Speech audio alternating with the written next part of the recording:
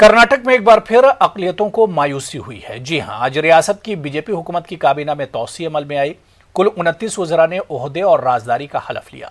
BJP ने तमाम अहम ज़ातों और तबकों को काबीना में नुमाइंदगी दी है, लेकिन अक़लियतों को एक बार फिर नज़रअंदाज किया है। इस पूरे मामले पर अक़लियती तबके की जानिब से मिले जुले रद्द अमल का इजहार किया जा रहा है। ये कहना चाहता हूँ कि पूरी रियासत में मुसलमानों की कसीर आबादी है। 18% नहीं, यूँ कहे तो 20% मुसलमानों की तादाद है। इतनी बड़ी तादाद को एक वज़ीर नहीं है। अक़लियती अमवार के कई डिपार्टमेंट हैं, माइनॉरिटी कमीशन है, माइनॉरिटीज़ डेवलपमेंट कॉरपोरेशन है, वुमेंस फाउंडेशन है, इसके साथ वक्फ काउंसिल है, वक्फ बोर्ड है, उर्दू अकादमी है। इतने बड़े डिपार्टमेंट को एक मुसलमान वज़ीर ना होना ये बड़े अफसोस की बात है। मुसलमान एक वज़ीर होना ही चाहिए। मैं ये सवाल पूछना चाहता हूँ कि क्यों अक़लियतों को बीजेपी देना चाहती है? जब अक़लियतों सपोर्ट ही नहीं करते, अक़लियतों उनके साथ नहीं है, मुसलमान उनके साथ नहीं जाते, तो क्यों दें?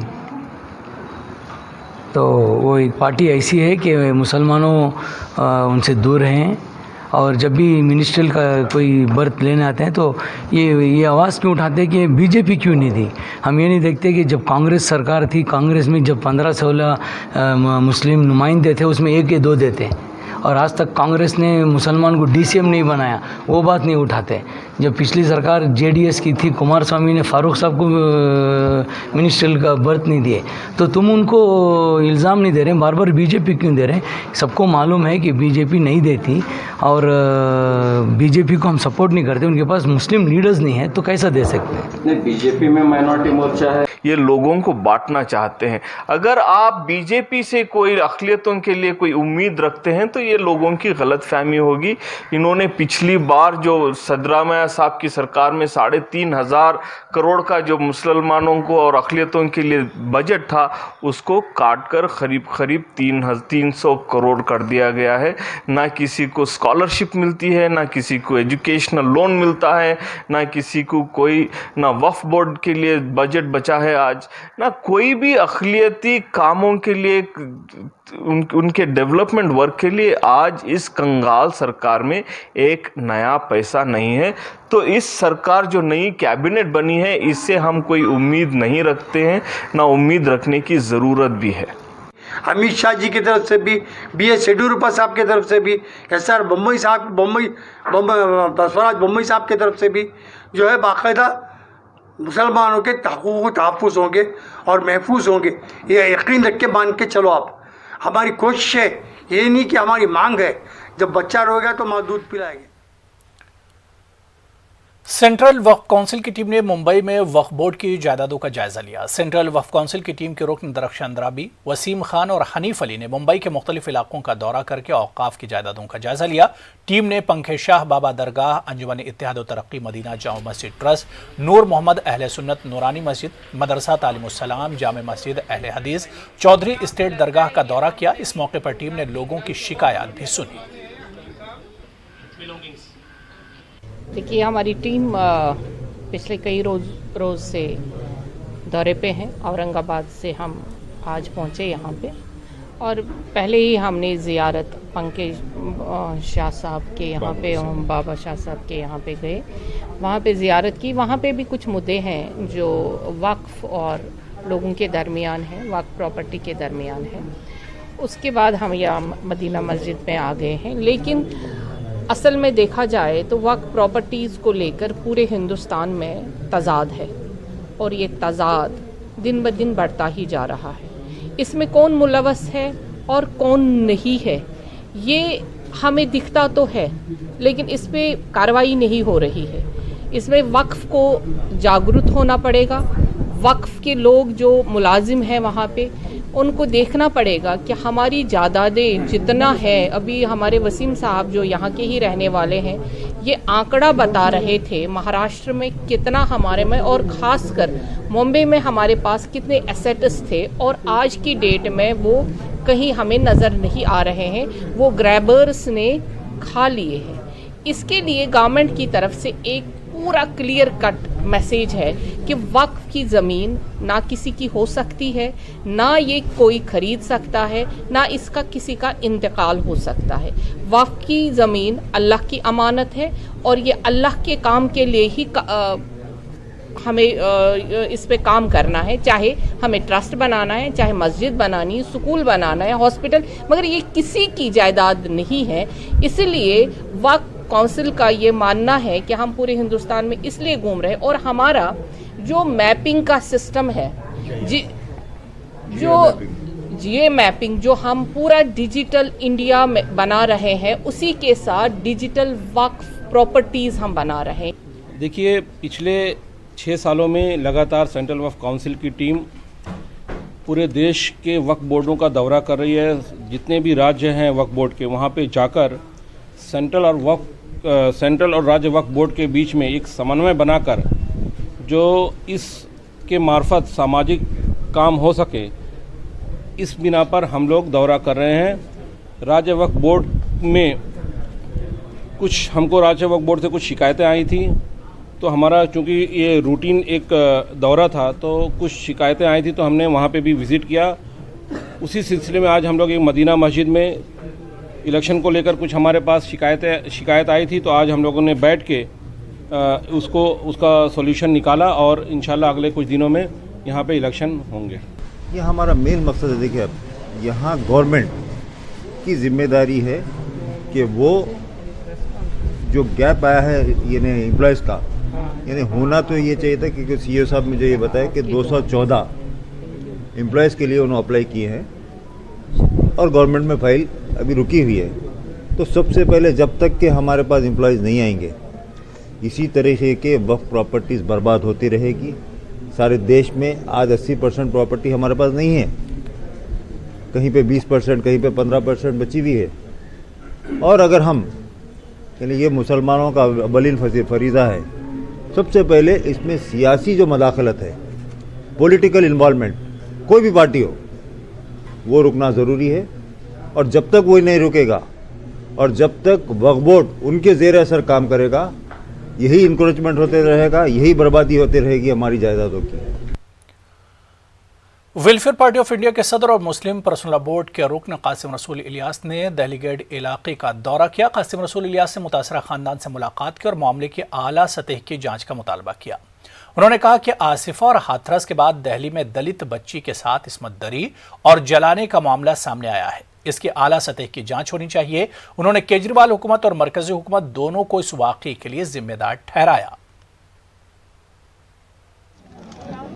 निर्भया वाक़े के बाद कितना ही सख्त कानून क्यों न हो, लेकिन इस तरह के वाक़यात लगातार हो रहे हैं। हाथरस का वाक़या हुआ, उसके बाद ये वाक़या हुआ, तो इसमें साफ बात यही है कि सरकार इस तरह के मामलात को रोकने में बुरी तरह नाकाम हो चुकी है। देखिए, यहाँ दिल्ली के अंदर बुनियादी तौर पे लॉ एंड ऑर्डर का इशू जो है वो केंद्रीय सरकार के हाथ में है, और जो कुछ भी यहाँ हो रहा है उसके लिए केंद्रीय सरकार रास्त तौर पे जिम्मेदार है और केजरीवाल की सरकार भी जिम्मेदार है। इसलिए कि ज़ाहिर है कि बाकी जितने मामलात हैं उसके अंदर जो स्टेट का प्रशासन है उसके हाथ में बहुत सारी चीज़ें होती हैं। तो इस तरह के वाक़यात हो रहे हैं, छोटी छोटी बच्चियों के साथ बलात्कार हो रहा है। ये जो सूरत हाल है, इसको कंट्रोल करने की अगर कोई कोशिश नहीं की गई तो हम समझते हैं कि इस तरह के वाक़यात और इस तरह के इंसिडेंट्स होते रहेंगे। और हम ये समझते हैं कि ये जो लोग भी इसके लिए रिस्पॉन्सिबल हैं उनके ख़िलाफ़ सख्त कार्रवाई होनी चाहिए और इस पर जो है एक यानी ये जांच बिठाई जाए और जल्द से जल्द लोगों को यानी जो लोग इसमें इन्वॉल्व हैं उनके ख़िलाफ़ कार्रवाई होनी चाहिए। और इस वक्त बड़ी खबर, मरकजी वजारत सेहत ने रियासतों को एडवाइजरी जारी की है। आने वाले त्योहारों के सिलसिले में ये एडवाइजरी जारी की गई है। एडवाइजरी में मुहर्रम का भी तज़किरा किया गया है। रियासतों के चीफ सेक्रेटरीज को खत लिखा गया, बाकायदा कोरोना प्रोटोकॉल पर अमल करने की हिदायत दी गई है। जी हां, इस वक्त बड़ी खबर, मरकजी वजारत सेहत ने रियासतों को एडवाइजरी जारी की है। आने वाले दिनों में त्योहारों के सिलसिले में यह एडवाइजरी जारी की गई है। इस एडवाइजरी में मुहर्रम का भी जिक्र किया गया है। रियासतों के चीफ सेक्रेटरीज को खत लिखा गया है कि कोरोना प्रोटोकॉल पर अमल करें, क्योंकि इससे पहले बकरीद के वक्त देखा गया था कि केरल में जिस तरह से वहां की सरकार ने छूट दी थी और उसके बाद कोरोना केसेस में अचानक तेजी आई, तो तो तीसरी लहर को देखते हुए मरकजी सरकार और वजारत सेहत किसी तरह का खतरा मोल नहीं लेना चाह रही है। इसी वजह से आने वाले दिनों में त्योहार और इसके अलावा मुहर्रम को भी देखते हुए बाकायदा एडवाइजरी जारी की गई है और लोगों से कहा गया है कि वो कोरोना प्रोटोकॉल पर मुकम्मल तौर पर अमल करें। मरकजी वजारत सेहत की जो एडवाइजरी है उसका प्रेस नोट भी न्यूज 18 उर्दू के पास मौजूद है। वो प्रेस नोट भी लगातार हम आपको टीवी स्क्रीन पर दिखा रहे हैं, जिसमें मरकजी वजारत सेहत ने लोगों से अपील की है कि आने वाले फेस्टिवल में बहुत मोहतात रहें, कोरोना प्रोटोकॉल पर पूरी तरह से अमल किया जाए, क्योंकि तीसरी लहर एक तरह से दरवाजे पर खड़ी है और थोड़ी भी अगर अनदेखी होगी तो तीसरी लहर के शिकार हो सकते हैं। मध्य प्रदेश में अक़लियती इदारों के साथ हुकूमत की अदम तवज्जोही और अक़लियती इदारों में नाअहल अफसरान की तकर्री के खिलाफ भोपाल जिला कांग्रेस कमेटी ने मोर्चा खोल दिया है। भोपाल में मुनक्किदा प्रेस कॉन्फ्रेंस में जिला कांग्रेस कमेटी ने मध्य प्रदेश के अक़लियती इदारों के साथ न सिर्फ दूसरे दर्जे का सलूक किए जाने का इल्जाम लगाया, बल्कि कांग्रेस कमेटी का यह भी इल्जाम है कि हुकूमत ने अक़लियती इदारों में जिन अफसरान का तकर्रुर किया है वो इसकी अहलियत नहीं रखते हैं, बल्कि जहां पर डिप्टी कलेक्टर सतह के अफसरान का तकर्रुर किया जाना चाहिए वहां पर हुकूमत ने क्लर्क सतह के लोगों को तकर्रुर करके ज़ाब्ते की खिलाफ वर्जी की है। कांग्रेस जिला कमेटी के हुकूमत ने इक़दाम के खिलाफ अदालत से सड़क तक तहरीक चलाने का ऐलान किया है। मध्य प्रदेश में अक़लियती इदारे बहुत सारे हैं, लेकिन तमाम अक़लियती इदारे हुकूमत की अदम तवज्जोही का शिकार हैं।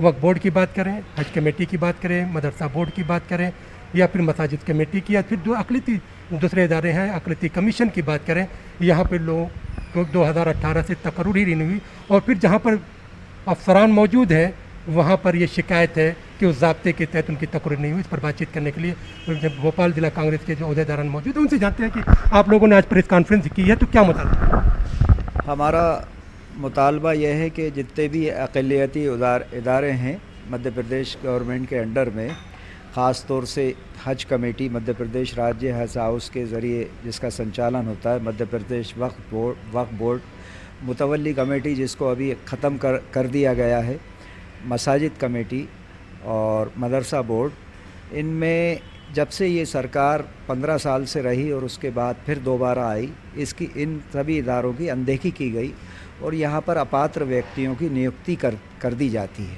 आप लोगों ने इसकी शिकायत जो लोक आयुक्त में भी की है तो उसमें क्या मुतालबा किया है और आगे क्या लड़ाई रहेगी?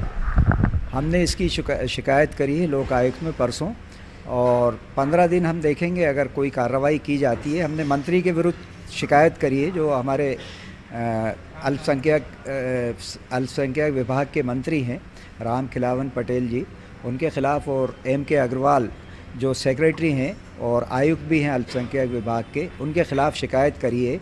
तो उनके ख़िलाफ़ हमने लोक आयुक्त में शिकायत करी है कि अगर 15 दिन में कोई कार्रवाई नहीं होगी तो हम PIL यानी माननीय उच्च न्यायालय हाई कोर्ट में जाएंगे, मध्य प्रदेश हाई कोर्ट के अंदर, और उनके ख़िलाफ़ एक याचिका प्रस्तुत करेंगे और उसी के साथ हम धरना प्रदर्शन के ज़रिए अपना विरोध जताएंगे। एक पहला मौका है कि अक़लियती इदारों में तकर्रुरी को लेकर, ख़ास तौर पर सरकारी तौर पर जो तकर्रुरी हुई वहाँ पर अहलियत को लेकर जो है अदालत से लेकर सड़क तक जो है आंदोलन करने की तैयारी की जा रही है, क्योंकि अक़लियती इदारों के जो लोग हैं उनका मानना है कि जो अक़लियती इदारे हैं वहाँ पर जिन अफसरान का तकर्रुर किया जा रहा है वहाँ पर ज़ाब्ते की खुले तौर पर खिलाफ वर्जी हो रही है। कैमरामैन संजय नामदेव के साथ मेहताब आलम, न्यूज़ 18 उर्दू, भोपाल। मुस्लिम आरक्षण संघर्ष समिति जिला अमरावती के एक वफ्द ने मुस्लिम रिजर्वेशन की मांग को लेकर महाराष्ट्र की काबीनी वजीर यशोमती ठाकुर से मुलाकात की। वफ्द ने यशोमती ठाकुर से तकरीबन घंटे भर मुस्लिम रिजर्वेशन मामले पर तफसीली गुफ्तगू की और तबादला ख्याल किया।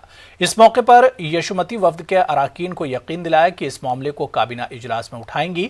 वफ्द की जानिब से यशोमती ठाकुर को एक मेमोरेंडम भी पेश किया गया जिसमें वाज़ेह किया गया कि महाराष्ट्र का मुसलमान दिन ब दिन पसमानदा होता जा रहा है, लिहाजा मुसलमानों को मेन स्ट्रीम में लाने के लिए सरकारी मुलाजमत और तालीम में 5% रिजर्वेशन दिया जाए। मुस्लिम आरक्षण संघर्ष समिति के सभी जवाबदार सदस्य लोग आज जिले की पालक मंत्री यशोमती ताई ठाकुर से मुलाकात करने के लिए आए थे और ताई को हमने एक मेमोरेंडम सौंपा जिसका उद्देश्य ये था कि राज्य में जो आघाड़ी सरकार है उस सरकार ने और विशेषकर कांग्रेस ने अपने मैनिफेस्टो के अंदर ये वादा किया था कि वो यदि सत्ता में आए तो राज्य में मुस्लिम समाज को नौकरियों में और एजुकेशन में, शिक्षण में 5% आरक्षण देंगे। उसी की बात को लेकर हम आज यशोमती ताई ठाकुर से मिले। ताई को हमने सबने पूरे ज़िले से, हमारे अंजनगांव, सुरजी, अचलपुर, चांदूर बाजार, धारनी और अमरावती शहर के जो मुस्लिम आरक्षण संघर्ष समिति के जो पद अधिकारी और सदस्य हैं वो सब लोग आए थे। ताई से हमने एक डिमांड की है कि राज्य में जो आघाड़ी सरकार है वो आघाड़ी सरकार के पास में अभी मेजॉरिटी है और अपने किए गए वादे पर उन्होंने अमल पैरा होना चाहिए और हमको 5% आरक्षण देना चाहिए। टोक्यो ओलंपिक में हिंदुस्तानी खवातीन हॉकी टीम के खेल को मुमताज़ हॉकी ओलंपियन जलालुद्दीन रिजवी मुस्तकबिल के नए इम्कानात से ताबीर करते हैं। सैयद जलालुद्दीन रिजवी का कहना है कि अर्जेंटीना के साथ सेमीफाइनल मैच में भले ही हिंदुस्तानी खवातीन हॉकी टीम को शिकस्त हुई है, लेकिन इसके सामने ब्रॉन्ज मेडल जीतने का अभी भी एक सुनहरा मौका है।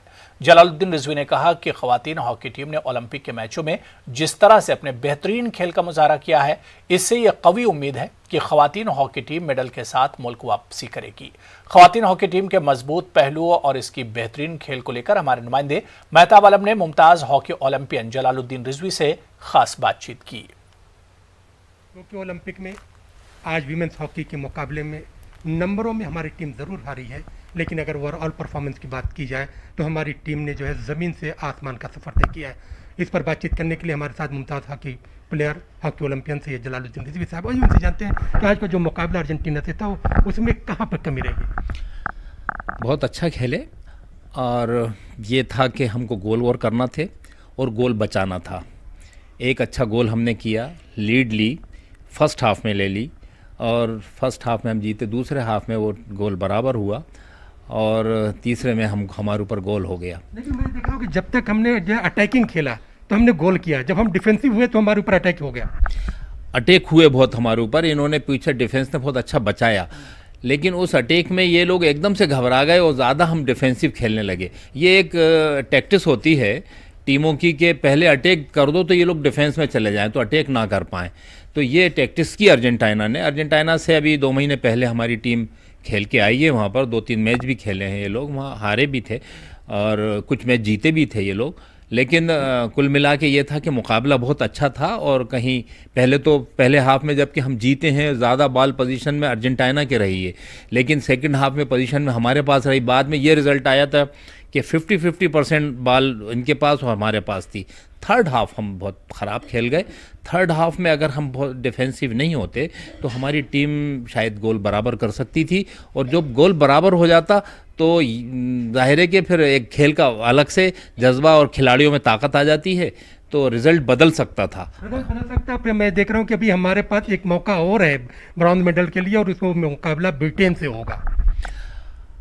मैं समझता हूँ कि ब्रिटेन को जीतेगी हमारी टीम, और ब्राउन्स मेडल के लिए तो हमको मेरा यही कहना है कि हम कुछ खो नहीं रहे।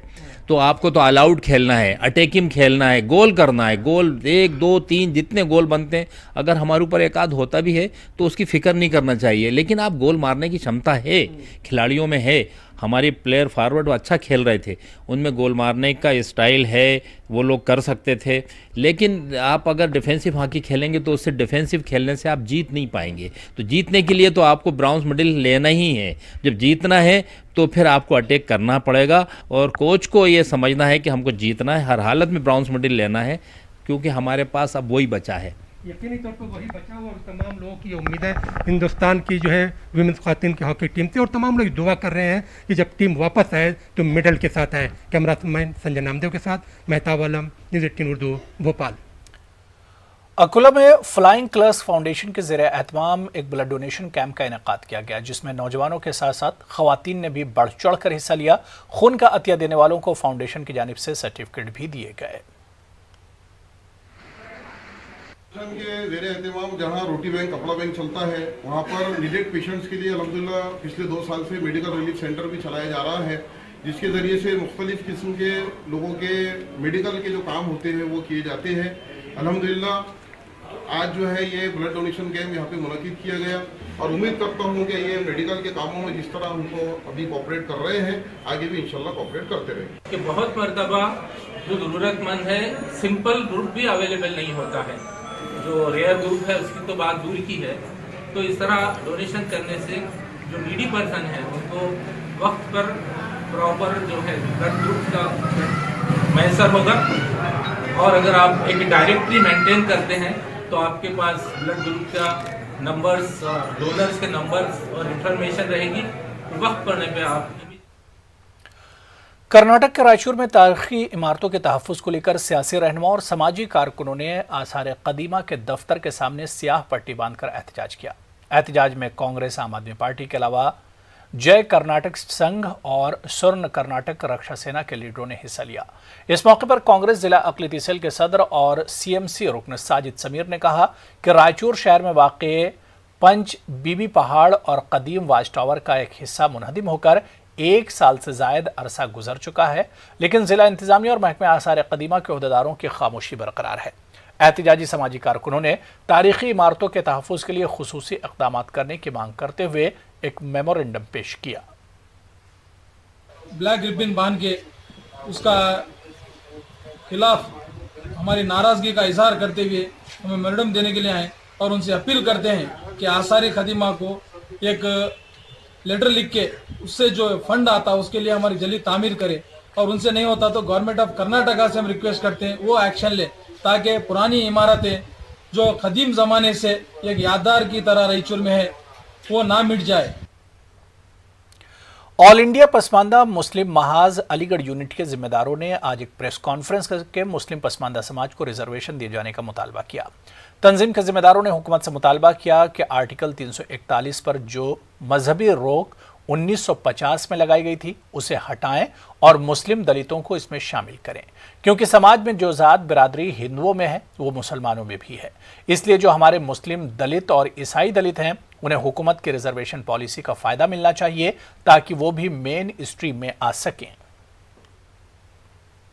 सरकार से हमारी डिमांड है कि सर आर्टिकल 341 पर जो धार्मिक प्रतिबंध 1950 में लगाया गया था, नेहरू जी एंड कंपनी मौलाना उनके साथ जो भी अपने उनके लोग थे, तो उसको हटाया जाए सर, और उसमें सर जो मुस्लिम दलित हैं उनको शामिल किया जाए, ईसाई दलित हैं उनको शामिल किया जाए सर। चूँकि सर देखिए जो समाज में व्यवस्था है, जिस तरह से हिंदू समाज में जो भी व्यवस्था है जातिवाद, वो मुस्लिम मूल रूप से मुस्लिम समाज में भी है। तो सर हमारे जो मुस्लिम दलित हैं, ईसाई दलित हैं, ये जो भी कमज़ोर वर्ग हैं उनको आरक्षण मिले, उनको लाभ मिले सर। मुख्य धारा में है सर, चूँकि बड़े बड़े फैसले हमारे माननीय प्रधानमंत्री जी ने जो भी लिए हैं आपके सामने हैं, ट्रिपल तलाक, 370, नोटबंदी है, और जो ले सकते हैं उनमें ताकत है, सक्षम है, मजबूत है, तो एक ये भी फैसला ले लें सर। बहुत मैं समझता हूँ बहुत लोगों को दिल से दुआ देंगे उनको। ऑल इंडिया पसमानदा समाज की जो धारा 341 धार्मिक प्रतिबंध जो लगाया हुआ है उसको हटाया जाए और सभी लोगों को सत्ता में हिस्सेदारी बराबरी की मिलनी चाहिए, और सभी लोगों को जो राजनीति और सब में हिस्सेदारी मिलनी चाहिए। सब इंसान एक बराबर है, सबका साथ सबका विकास का नारा मोदी जी का है, तो वो सबके साथ